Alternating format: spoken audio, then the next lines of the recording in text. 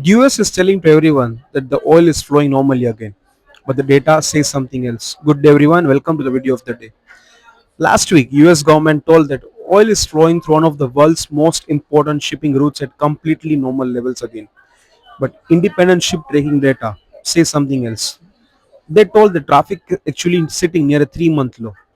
Two very different stories about the same waterway. Let's look at what both sides are actually claiming and what the data truly says.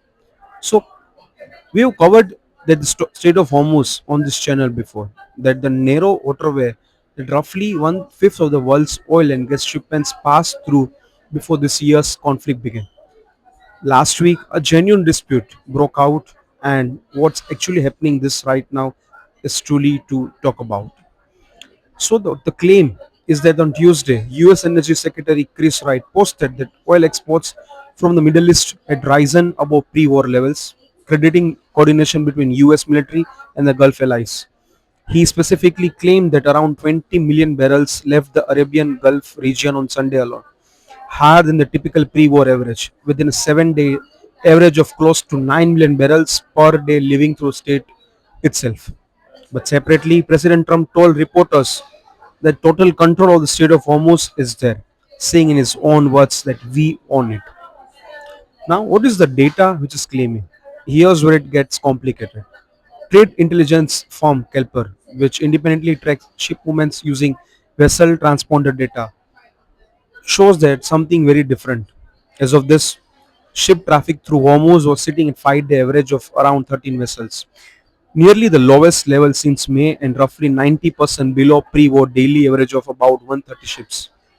The US government's own Energy Information Administration echoed this concern in its latest monthly report, saying that it actually increased its estimate of Middle East oil production being shut in, and specifically citing continued severe constraints on Strait of Hormuz transits that it expect to persist through August. One energy analyst summed up by the confusion very well that it is not possible to reconcile the disparity between what we see and what is quoting to everyone. Now, is there any explanation needed?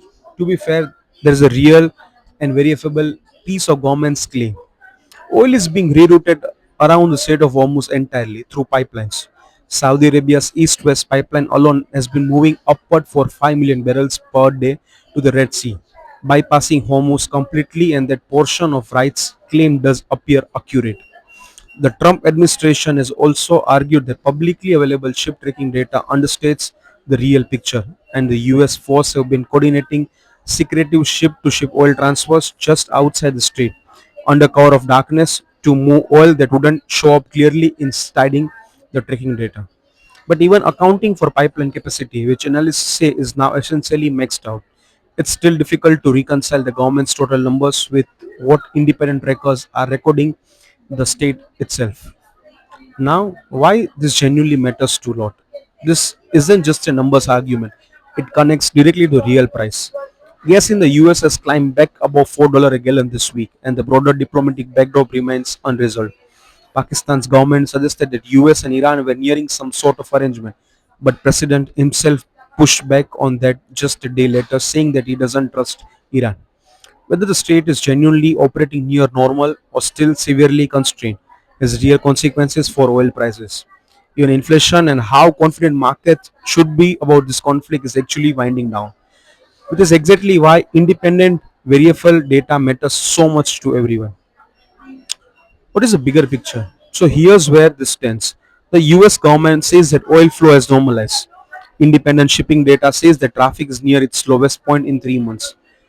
The Iran disputes the US claim directly, and even the US government's own energy agency has data that seems to cut against has more optimistic numbers coming from its own energy secretary.